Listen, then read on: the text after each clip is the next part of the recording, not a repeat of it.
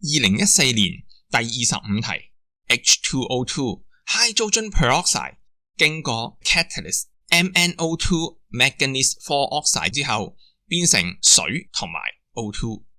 雖然題目冇要求，但係我哋都寫翻條 balance equation 先，好似咁樣。我哋做咗2次實驗，第一次50 cm cube 2m H2O2， 第二次就係100 cm cube 1m H2O2。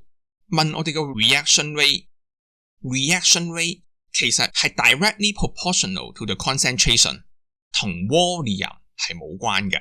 個杯嘢幾大杯幾細杯，其實係影響唔到個 reaction rate 嘅。既然越 concentrate 個 rate 就越高，咁 experiment 1好似有優勢喎，因為 2m 對 1m 啊嘛，所以唔係 A 就係 B。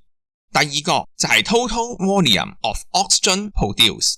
喺呢條式入邊 oxygen 其實係 product 嚟嘅喎，要知道有幾多 product， 要先了解一下你有幾多 reactant 先，就係 M 乘 V 啦。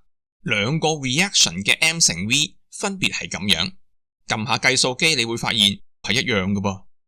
咁即係話喺呢兩個實驗入邊 amount of reactant 或者 amount of product 都要係一樣，所以答案係 A。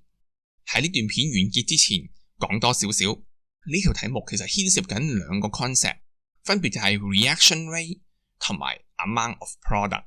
正如頭先介紹過， reaction rate 其實係取決於 concentration only， 但係 amount of product 呢就取決於你抌咗幾多 reactant 落去，即係 M 乘 V 啦。所以兩者其實係冇必然關係嘅。